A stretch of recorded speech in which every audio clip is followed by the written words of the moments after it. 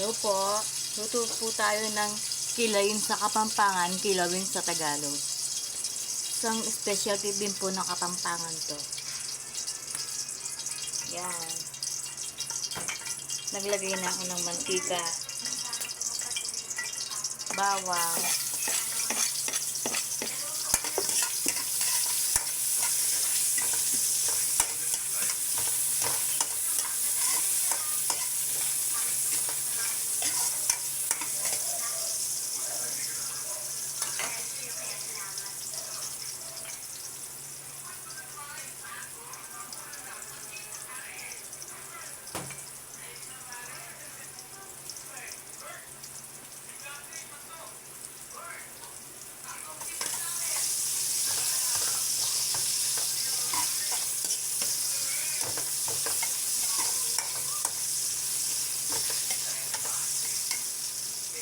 sibuyas,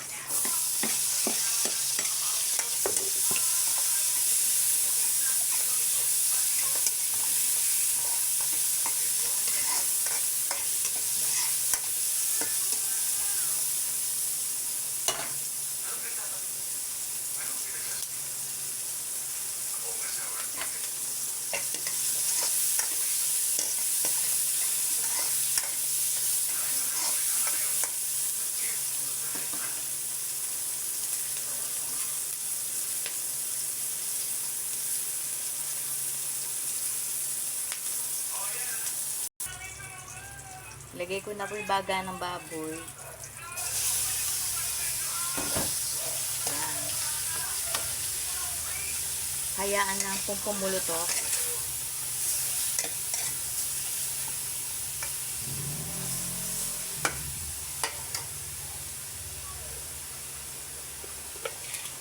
Medyo ano pa po kasi. Hayaan lang po natin siya para lumabas yung aroma niya.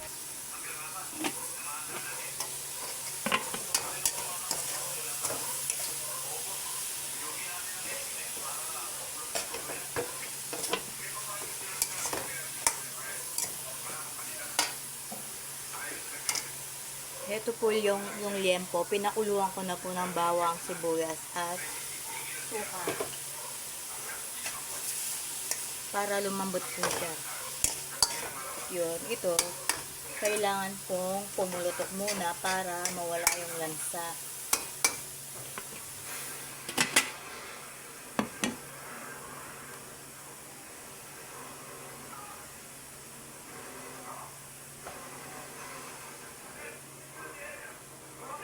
Tignan po natin.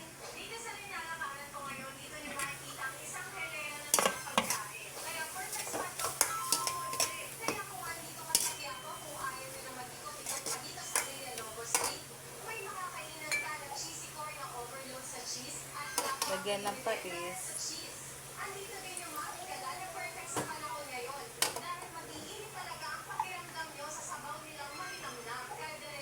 Paminta.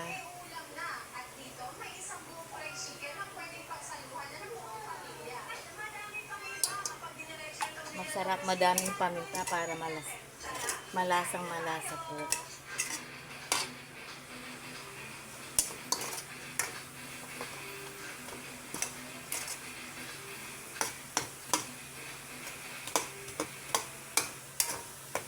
Ito po yung baga ng baboy, yung nilalagay po sa kanto, bopis.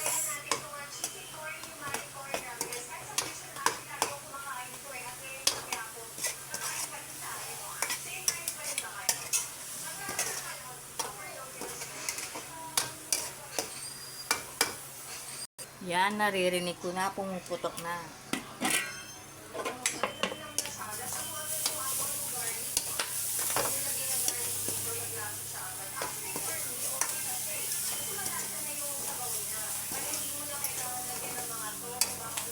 Yan, dapat po ganyan siya.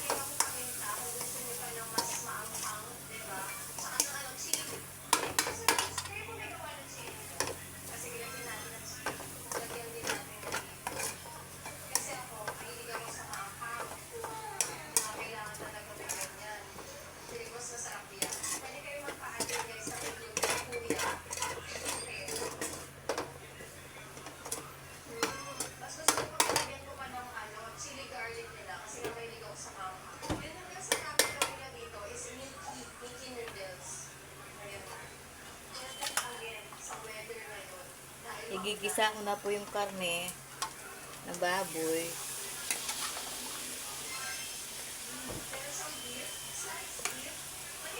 Yung liempo.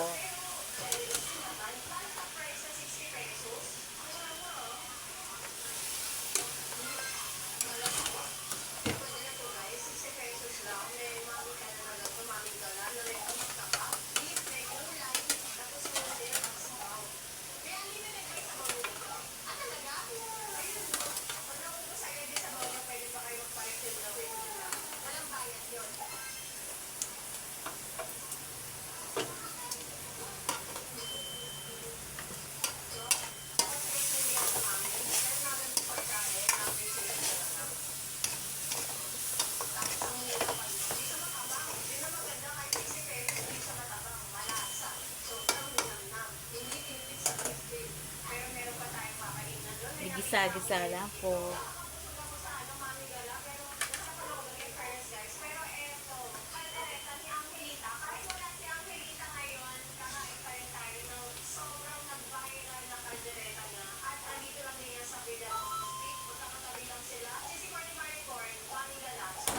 Lagyan po ng siling berde.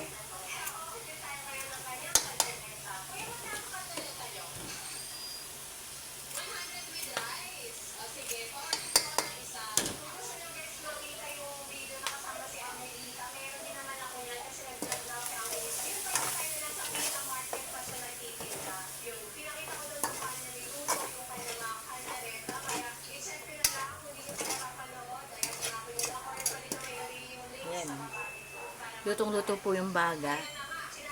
Baga ng baboy. Baga ng baboy. Kapampangan kasi.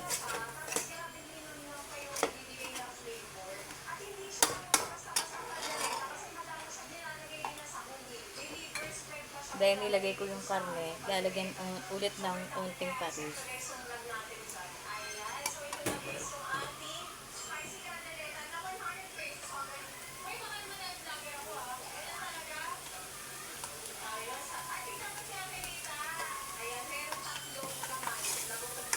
Pag nilagay ko na po yung sabaw mamaya, hindi na po pwedeng haluin yun. Kasi may suka na po yun.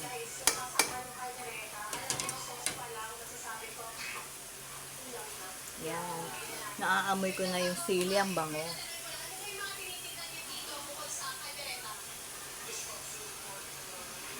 Next time po, luluto tayo ng binagoong baboy. Isa din po masarap yun.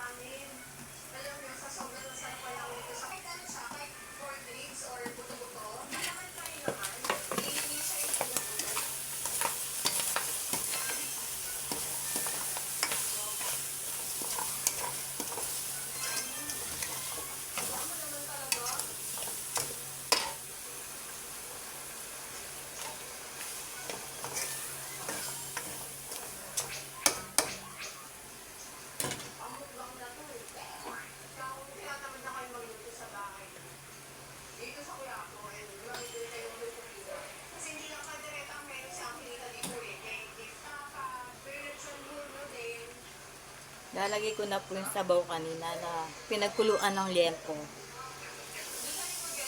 Paglagay po nito, bawal po muna haluan. Yan. Hayaan lang pong kumulo. Yan, tignan po natin kung kumukulo na. Yan. Kumukulo na. Tikman lang kung ano yung kulang. Kung kulang sa sabaw, nadagdagan. Yan, tama lang po yung asim niya. Hindi po masarap yung sobrang asim dito.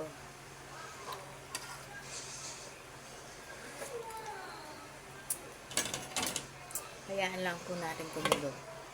Pakuluan ng pakuluan. Lagay ko na po yung pork liver. Kasi malapit na maluto.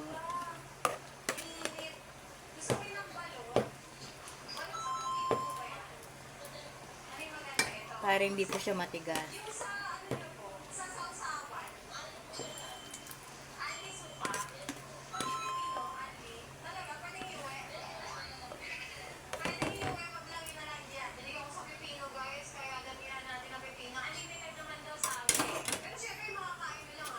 Takpan.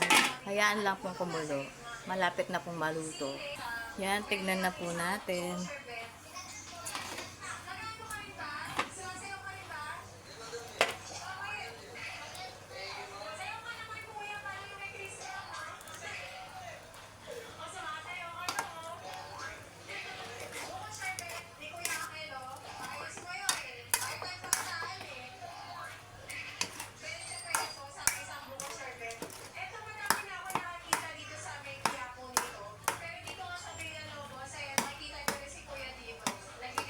Nagkadikit-dikit yung atay ng baboy.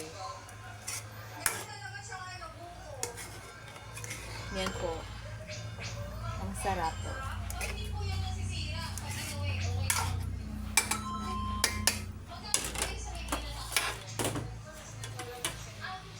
Add na po